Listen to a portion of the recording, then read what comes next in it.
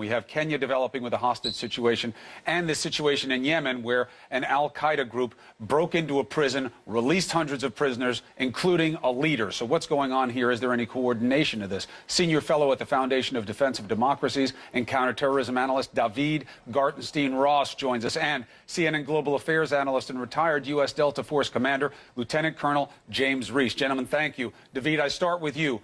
Yes, al-Shabaab, meaning the youth. They're supposed to be the young branch of this situation, recruiting young people. We know them from that horrible mall attack in 2013 in Nairobi. What do you think is behind what's going on here?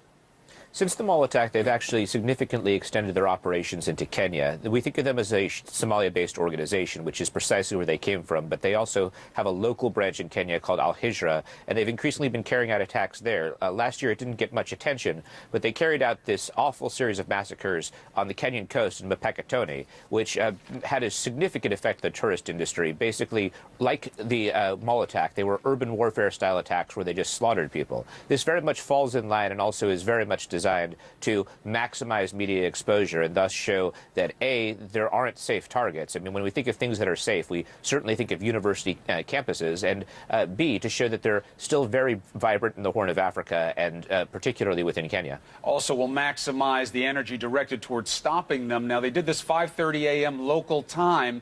Is this about being caught off guard, or are the security forces there not up to the task of protecting the universities?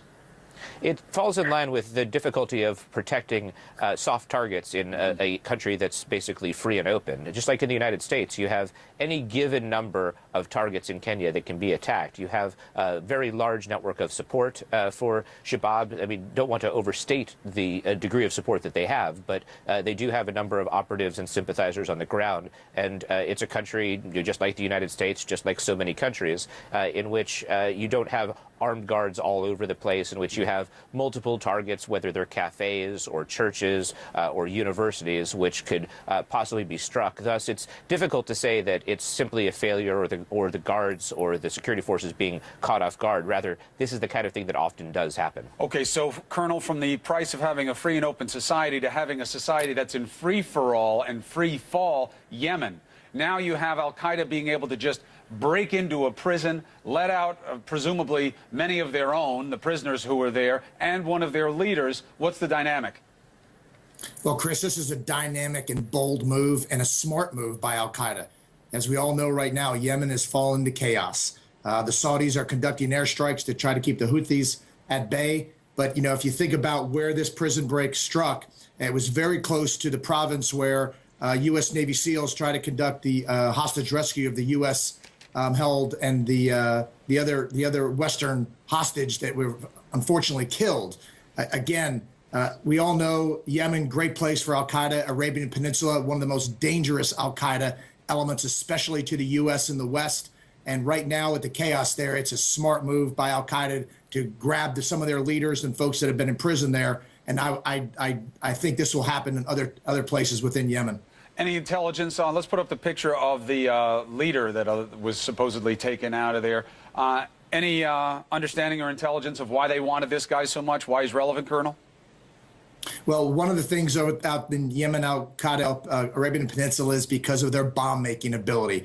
And a lot of these guys have some great aspects. They've been trained in bomb-making, and that element of al-Qaeda has used their bomb-making materials and bomb-making intelligence to try to do attacks against the West, as we know, as they try to get folks into Dubai to put them on a Western aircraft. So that's one of the reasons they try to bring their leadership back in, because of their bomb-making ability. All right, so now Kenya we're going to monitor as an ongoing situation and a frontal assault on that university. David, let me finish with you here, though, about Yemen. A very different dynamic there. You know, the Colonel has briefed us in the past saying this could potentially become a terrorist devil's playground where they're free to combine and plan against the rest of the world.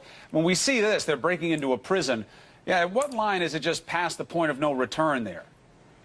Yemen, I think, is past the point of no return right now. You have obviously the Houthi advances. They're backed by Iran, which lends this very dangerous sectarian element to what's going on in Yemen. They already were beset by environmental concerns, running out of oil, running out of water, and Al-Qaeda in the Arabian Peninsula, amidst all this chaos, has been able to actually capture territory. They're a vibrant force, and in the past, jailbreaks have really helped this organization. Back in 2013, you had a campaign called Breaking the Walls, in which they orchestrated multiple jailbreaks across multiple countries for the Al-Qaeda organization as a whole. And at the beginning of the Arab Spring, you had prisoners released and who broke out of prisons in Egypt, in Libya, in Tunisia, and this gave rise to a much more vibrant militant organization in North Africa. So prisoner releases and releases from jail like this are things that we really need to watch, because they can put a very considerable pool of talent back on the streets.